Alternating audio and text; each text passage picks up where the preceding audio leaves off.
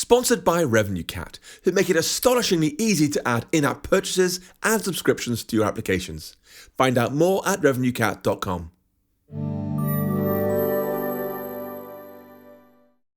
Hello, my name is Paul, and this video is called Man vs. Machine.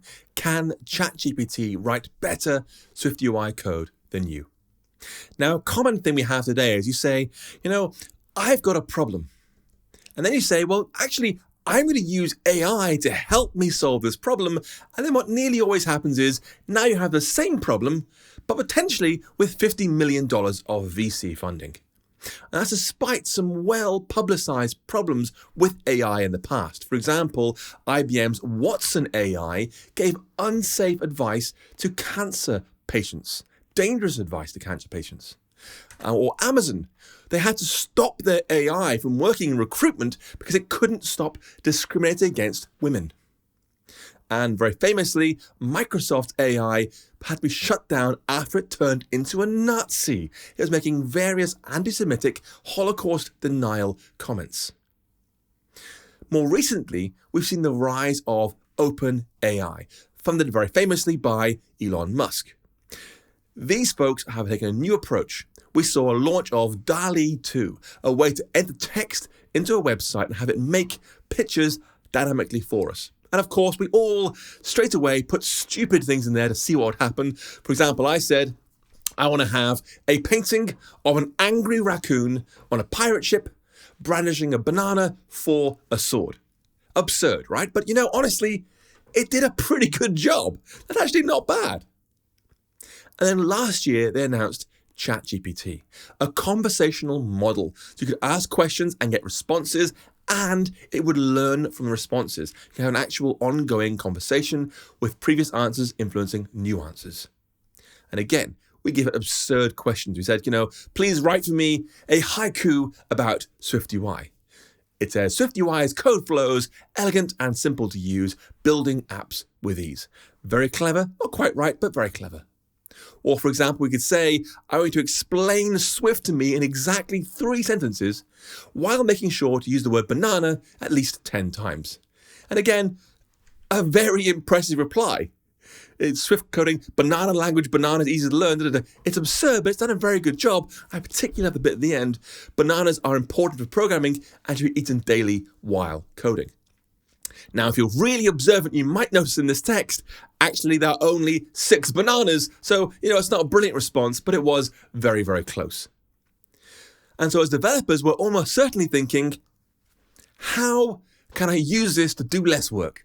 How can I make this thing do my work for me so I can do less? It's great. And so I thought, I'll give it a little test.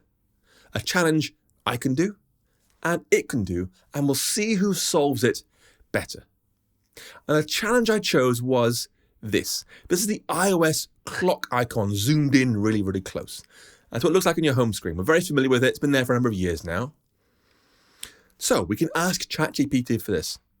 Go to Xcode with a new empty iOS project for iOS 16 and say, let's go ahead and bring up ChatGPT.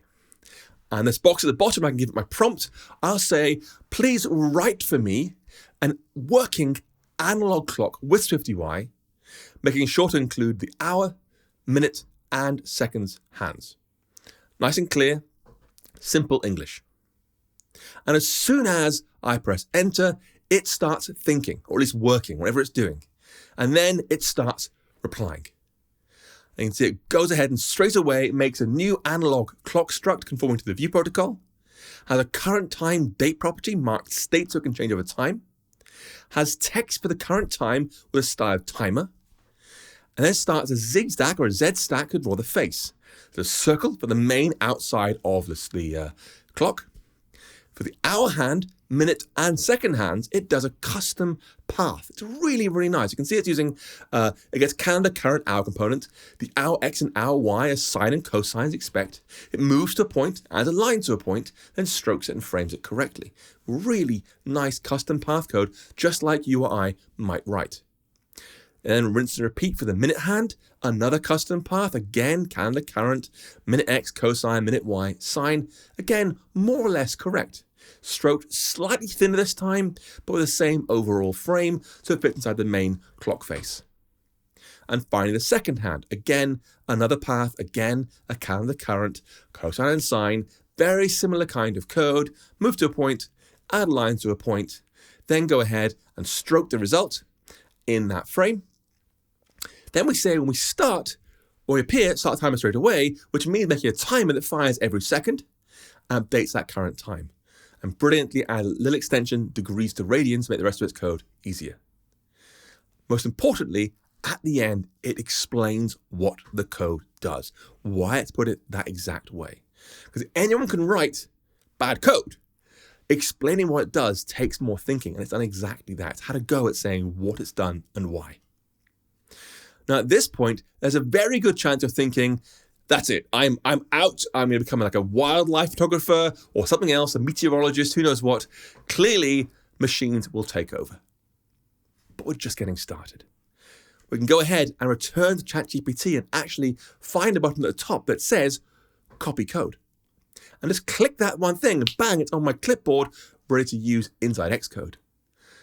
I can return to my project, basically just paste in all their code, and then replace the default VStack image hello world, all that junk with the analog clock that ChatGPT made for me. And that is hugely impressive. At this point, it seems to me very fair.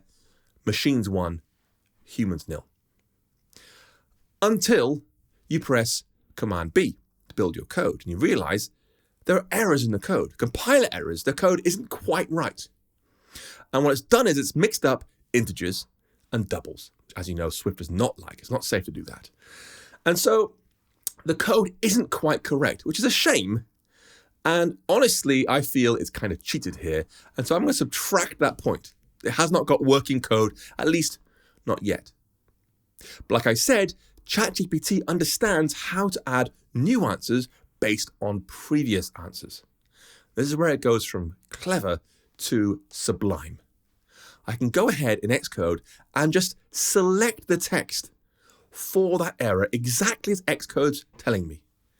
I can give that to ChatGPT. I can say, hey, this code you've given me doesn't compile. But the error is this. And just basically press paste and give that to ChatGPT. And it'll take into account the previous answer, the previous code, and that error, and produce a new version based on that. And we'll see now a wholly new version of code with the correction in place. I'll fast forward slightly, just here. That, if we pause it there, that's where the fix is now in place. That line of code is new, and a double conversion there from integer, so it removes that compiling error in our code. So we can carry on fast forwarding to the end. The code's otherwise, again, double comparison version there and there, otherwise basically the same code. That is a revised version of the code, which is quite remarkable. And so we can go ahead, scroll to the top again, press copy code, head back to Xcode again, and just select the previous code we had and simply paste over it, like that. Boom. As you can see, this time the build succeeds. It's writing 60 or so lines of code cleanly for us. That point is back in place. And honestly, no matter where the rest of this talk goes, I hope you can look at that and think, damn, that's impressive, because it is impressive. If you are not impressed by that, you are not paying attention, quite frankly. And of course, the next step is, of course, ship it. We're done. We can relax. We can go back and do our real work, which, of course, is lying around on the beach somewhere having a nice time. But what will inevitably happen is your boss will come along and say, you know, it's great. Could I see it running? You're like, yeah, of course you can see it running. I'll just press Command R and you'll have a fully working analog clock. Oh. Because that's the code it's written for us. That's not like any clock I've seen. You know, yeah, that's impressive if you haven't seen a clock before, but if you have seen a clock before, of course we all have, it's not great. So maybe don't ship it. And again, that point is taken away. Back to being 0, 0, 0, 0. Now you saw in our layout of code when it finishes answering, there's a button saying regenerate response, which is very clever because ChatGPT can answer the same question in multiple ways. If you go there today and ask it a question, you will almost certainly get a different answer from me. Maybe better, maybe worse, who knows? I tried a few different variations. Here's what it looked like. Here's one with all the numbers in a corner.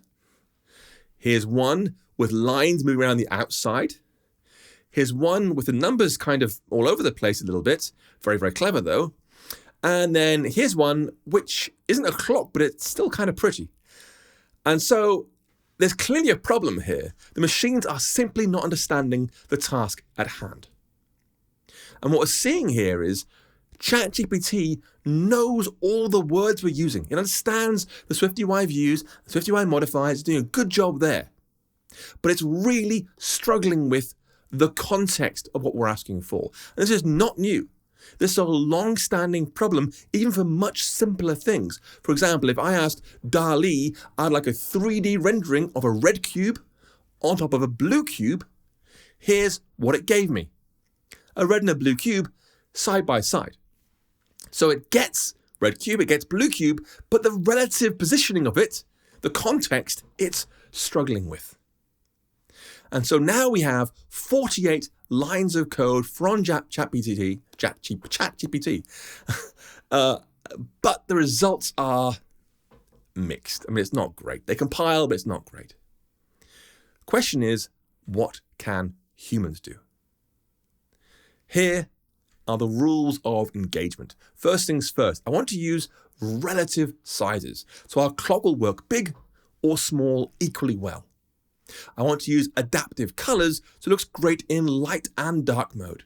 I also want to use an incremental approach. We build up our code step by step so you can see exactly how it works and how it all fits together. Step 1, we'll make a method called getAngles. As you can see, we give this thing a date.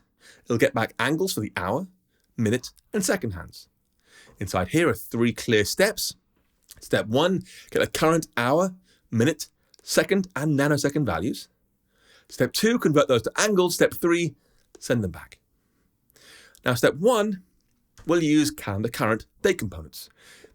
Give me the hour, minute, second, and nanoseconds from the current time. We also use nil coalescing here, have a default value of 0 because of the way of date components work. You might have nil in there. That'll ensure there's always a value in there. I apologize for the terrible variable names H, M, S, and N. There's not a lot of space in these slides. Make it nice and clear. It's hour, minutes, seconds, and nanoseconds. Now, when it comes to figuring out the angles for those, how we convert these numbers, hours, minutes, seconds, nanos, to angles, we've got to think about the way a clock face works. How much do we have to move around the clock to get from 12, i.e. straight up, to 1, fractionally to the right? And the answer is, well, we know there are 12 hours in the clock. So we take 360, number of degrees in a circle, and divide by 12. That gives us 30 degrees. So that angle there is 30 degrees. As for seconds and minutes, there are 60 of those. So we'll divide 360 by 60 to get 6. So each minute, each second is 6 degrees on our clock. And so now we can say, well, to get the angle for any hour, we just multiply it by 30. And that's true all the way through the hours. 1 o'clock is 30 degrees, 2 is 60, 3 is 90, and so forth, all the way up to 12 o'clock, which is, of course, 360 again, back to top. And even 13 o'clock, i.e. the 24-hour clock, 1 o'clock in the afternoon, that will become 390, which will wrap around neatly to be 30 degrees. So we have that. That's a starting point. Because if we do that, just angle time is hour times 30, what we'll get is midnight pointing straight down, which is not what we want. We want midnight or 12 pointing straight up the way. And so we'll take our number here and add 180 degrees to it. So rather than pointing down, it'll point straight up instead. That's all our hours start from the top rather than the bottom. So now we go back to our code again. That's what we had before, converting the angles. We'll put that same maths into here. Our hour is degrees of 30 times the hour plus 180, minutes 6 times minutes, and seconds 6 times seconds. And then just send those back, hour, minute, and seconds. So that gives us the angles for our clock. Step 2, how do we draw the hands of the clock? Should it be skinny little things like this or big chunky things like this? And honestly, I don't care. I don't want to know. I want to make sure our clock looks good, big and small. So I want relative sizes here. I want the clock hand thickness to adapt based on the size of drawing we have available. And so we're going to make that work by taking our radius, how much space we have to draw, and dividing it by 30. That's how wide our hands will be. 30, by the way, is just trial and error for me, what looks good on the screen. That's a line thickness. When it comes to drawing things, you imagine sort of X and Y coordinates. If I said draw a box at 0, 0, it would draw like this. So the top left corner of the box is at 0, 0. That's not normally what we want.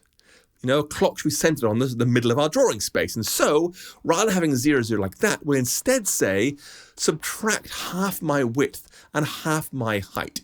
So the box will be drawn centered on 0, 0 like that. If we're all together, we get a method like this one, draw hand. This thing has a graphics context to draw into and a radius of drawing space, but critically also has this length double. How much space do we use for the length of this particular hand? We have that relative sizing in place. Our width is the radius divided by 30. So 1/30th of our radius is the width of the hand. So it's all relative to the size of the space we have. Plus we have this minus half my width. So it centers on the X position on the screen as you expect. Plus we have the color primary, drawn whatever makes sense for the current light or dark mode appearance. And that's our drawing hand method.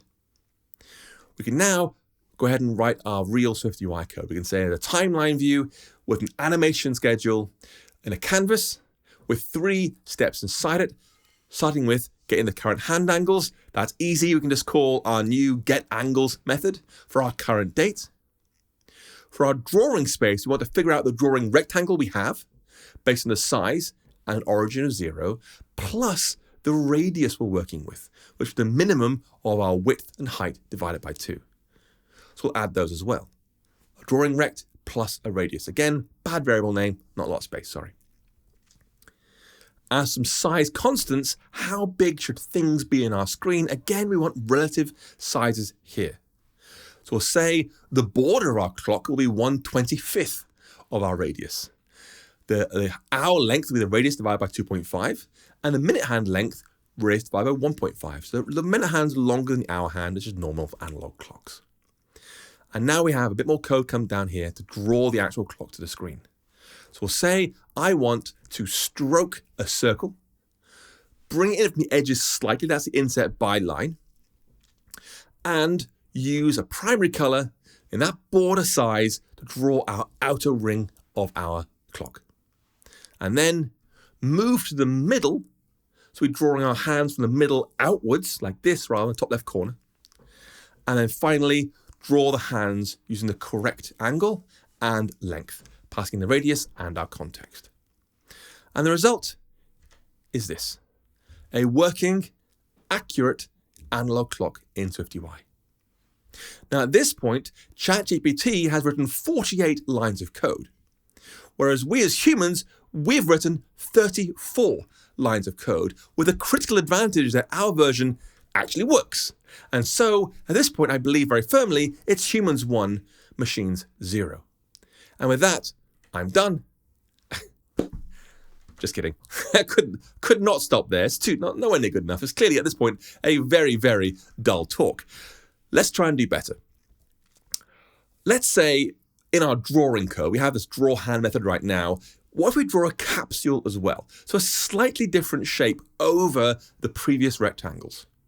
But this time, we offset the capsule by some amount of the radius. Push it away from the center, upwards and outwards from the circle. Otherwise, very, very similar. Still primary, still the whole minus width thing. Very similar. And now we get this result. We get the capsules over the rectangles, just like Apple's own clock code does. And that, it's not a functionality improvement. It does look a lot better though. So I'll give myself half a point for that one. We can go further. We could say Let's draw a second hand as well. Now this one, I'm going to say the second hand is our radius times 1.1, and it's 1/25 of our radius for its width. And now say it's a capsule, moved correctly around like before, and filled in an orange color. Now you can see a few things here. First, the radius of 1.1, if you think about it, we're drawing from the center out to the perimeter of our circle, we're going 110% of our radius. So this line, you might think, actually goes beyond our circle. It sticks out from the clock, which is clearly wrong. We don't want that. But it works well because we actually go backwards first. We overshoot first and draw through the center out towards the edge. We take 1/6 of our radius back in the other direction first. This is what Apple's second hand does. It looks really, really nice. And then again, we use orange, just like their own code in Apple's clock. And now we have that. A working second hand, which is really, really nice. An actual functionality improvement, and that I believe is worth a full point. Humans 2.5, machines now on 0. But our code still isn't great. Think about the way we draw our hours, minutes, and seconds. We're saying an hour is 30 times hour, minutes 6 times minutes, and seconds 6 times second. And that's kind of okay for lots of times. For example, when you have a time like 3 o'clock, the hour hand points towards 3, the minute hand towards 12, and that's okay. That's what we expect to see. But when it's 3:30, our code will do that. Minute hand towards 6, hour hand towards 3, and that's not quite right. Instead, we expect the hour hand to be halfway between 3 and 4, because it's 1/2 the hour. Our current code does not do that. It'll jump between 3 and 4 and 5 as the hours go around. To fix that, we've got to change the way we calculate our hour angle. So we have our previous hour value plus 1/60th of the minutes. So it moves smoothly with the hours. Then our minute angle, that's our previous minute value plus 1/60th of the seconds value. And to have a second hand moving smoothly, slightly different, this is 1/billionth of the nanoseconds value, because there are a billion nanos in 1 second. And so we're going to take our old logic of saying 30 and 6 and 6, and instead say, well, our hour is now that, but also 1/60th of our minute. So the hour hand moves smoothly. And for minutes, again, bring in 1/60th of the minute value. And then for seconds, bring in 1/billionth of the nanosecond value. And with that, now we have what's called a smoothly sweeping second hand. It's constantly moving on the screen. That's another nice improvement. So I'll say it's another half point. Humans 3, machines 0. And at this point, again, we have 48 ChatGPT lines, but only 40 human lines. And our version, quite frankly, is not terrible now. It actually works quite well. So let's go further. Let's carry on doing more. Let's draw a ring in the middle like Apple's design does to hold the virtual clock hands together. In our draw hand code, we can say, get our inner ring. So we've called draw hand, they're all done. Now draw a ring over it. We'll get our ring and the width of that ring, again, relative to our main radius size. And then use that as a CG direct to draw into, remembering to bring it in by half in both axes, so it centers on its position rather than drawing the top left corner. And now we can say, draw a circle there in a primary color. That's in our main canvas code after the call to draw hands. So with that in place, now we get a little ring in the middle, holding the hands together. But it's not quite right. If you zoom in, you'll see what I mean. There's a bit of a mess in the middle there. We don't want to see that mess. We want to get rid of that entirely. And we can't just fill a white color in there as a circle because it wouldn't work great in dark mode. So instead, I want to use a really nice SwiftUI drawing feature. When we draw things in SwiftUI, if I said draw me a rectangle, it would draw it like that. And if I said, okay, I want to also draw a blue circle over it, we can do that. We can just say, we have a rectangle and a circle, boom, there you go. We get that result there. But if I had changed beforehand, after the rectangle, before the circle, if I said, hey, the blend mode for my context is the clear blend mode, instead of drawing a blue circle, it would instead cut out that shape from the square, leaving a hole where we were. And we'll do exactly that here. We're going to say, draw me a circle in that center area using a clear blend mode. Erase whatever pixels were there. And afterwards, we can say I want to add a stroke where it was in a normal blend mode, so it draws a line normally now. Don't erase pixels, just draw normally. And now we get this result. Very, very similar to Apple's design at this point.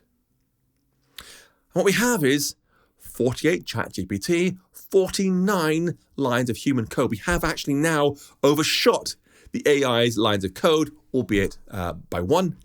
But our version is actually pretty good now. You could ship that clock. It looks good. At this point, I think it's fair to say humans 4, machines 0. But let's not stop there. Let's carry on going. How do we draw our numbers around the clock? To do that, we want to know really how far away from the center to draw our hours, and also think about how big the hour numbers might be on the screen. And so I'm going to fill in a new draw hours method. This thing will go ahead and say, well, firstly, how big should our text be? I'm going to say it's 1/4 of our radius. Again, a relative text size so it scales smoothly. Then we'll ask how far to draw it away from the center. I'll say 75% of our radius, so most of the way out towards the edge. And now we can loop for I in 1 through 12 to draw each hour number. And that code is as simple as saying, give me a text view at that size we've calculated. I've used bold so it looks a bit nicer.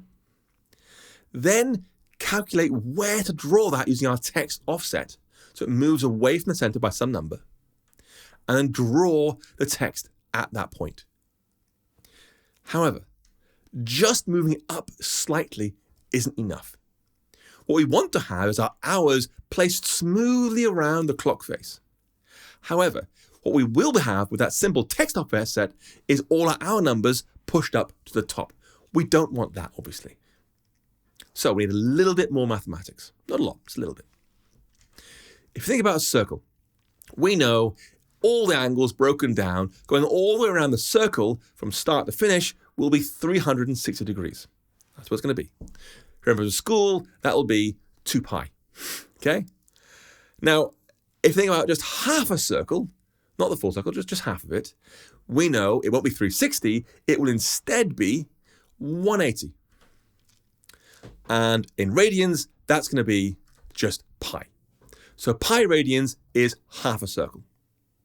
So if 2 pi is 12 hours, 1 pi is 6 hours, we want 1 hour.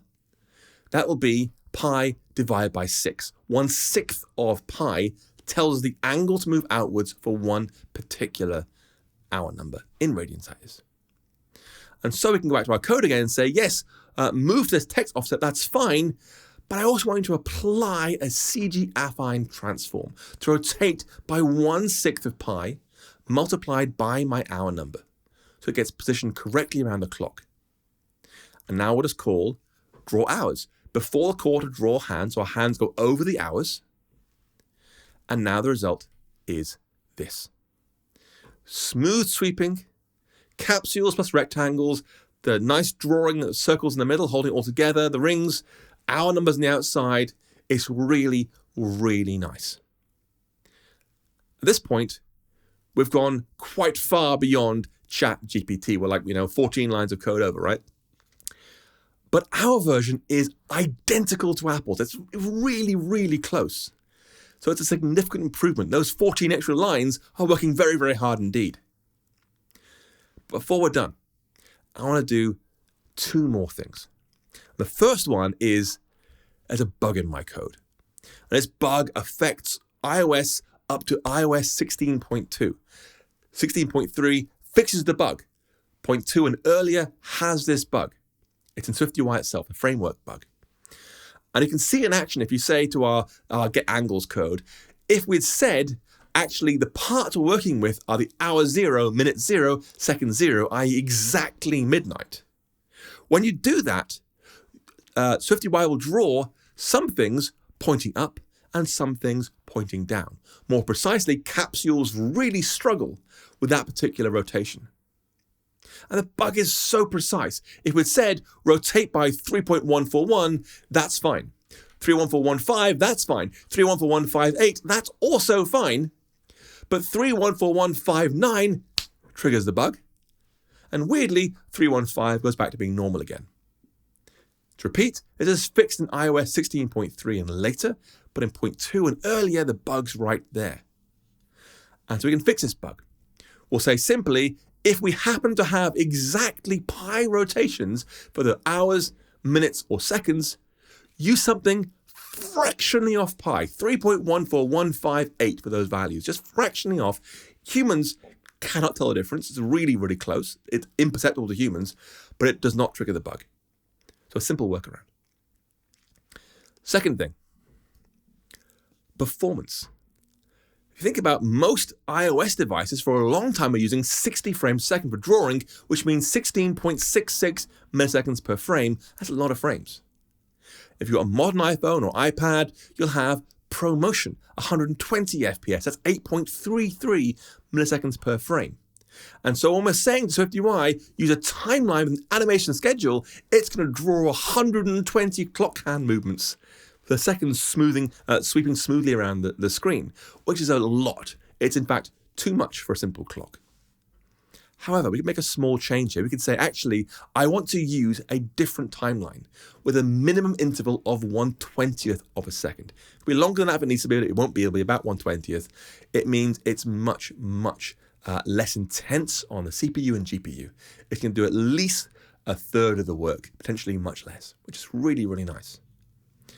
And actually, you'll find if you shrink the clock down smaller, it'll down to 1/10 second still looks really, really good. It's really good. Anyway, with that we have humans 6, machines 0. And I consider that to be the final score. So in our version, at this point, we have, yes, the hour numbers being displayed. We have the constantly sweeping second hand. We have something that matches Apple's design very closely. We actually fixed a rotation bug in SwiftUI itself, and we took performance into account. Critically, though, it also works at any size. We use relative sizes all the way through based on what looks good on the screen, trial and error more or less. It looks really good at any number of sizes. You saw it working at full size. That's how it looks. But it also looks equally good at a smaller size, or even an even smaller size. You can go right the way down. Everything scales beautifully downwards. Now, this might seem to you like some sort of crushing human victory against computers. And yeah, fair enough, we did pretty well. But there's a whole bunch of folks watching this will say, ChatGPT is so cool, I really want to use it. Fine, please do, go and use it. Just make sure, please, you answer some simple questions first.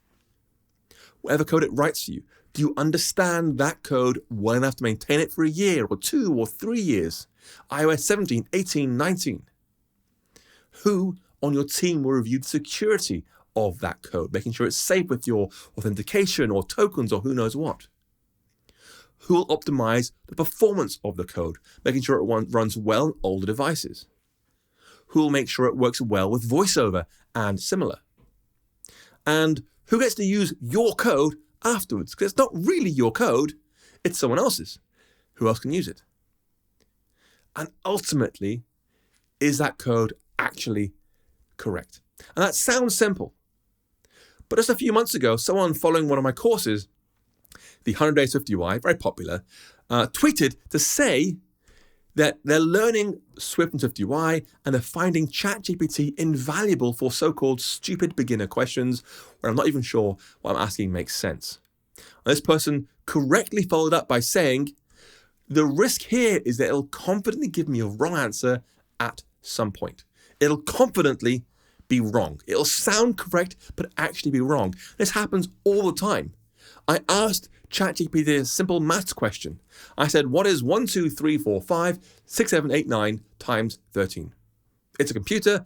That kind of thing should be instant, right? Well, it said the answer is 160, 569, 7037, and that is simply not correct. I said, that's not correct. Are you sure? So it apologized, very nice, and said, okay, the correct answer is some different number. So I said again, are you sure that's not correct? Try again. So it did.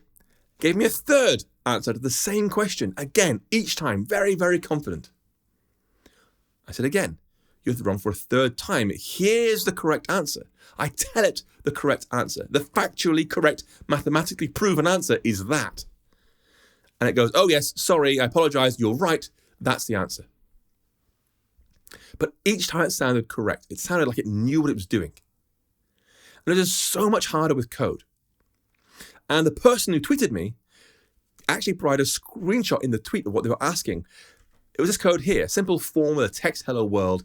And the question was, is form a class instance? If so, why aren't we placing inside a variable or constant? And ChatGPT wrote a sort of 400-word answer, sounding very, very clear and confident.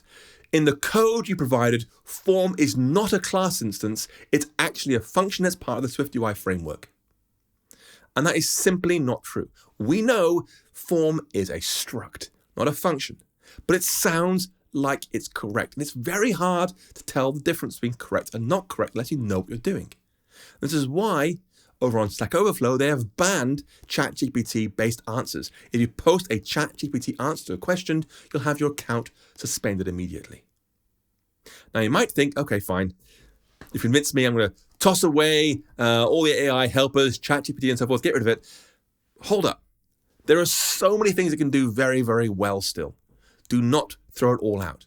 For example, can it help you explore alternatives to your code? Can it help explain what some code you found does? Can it help suggest improvements to the code? Can it help mock up some test cases? And each of those, I want to point out some particular words. Can it help explore? Can it help explain? Can it help suggest? Can it help mock up? Because this is not about can ChatGPT write better SwiftUI than you? Instead, the real question here is, can ChatGPT help you write better SwiftUI code? The answer is, I don't know. Yes and no is the answer. It's complicated. It's not as simple as give it a try and start using it straight away. It's complicated. But I'd love to hear what you think. Please post a comment below with your views and your experiences and your prompter worked really, really well.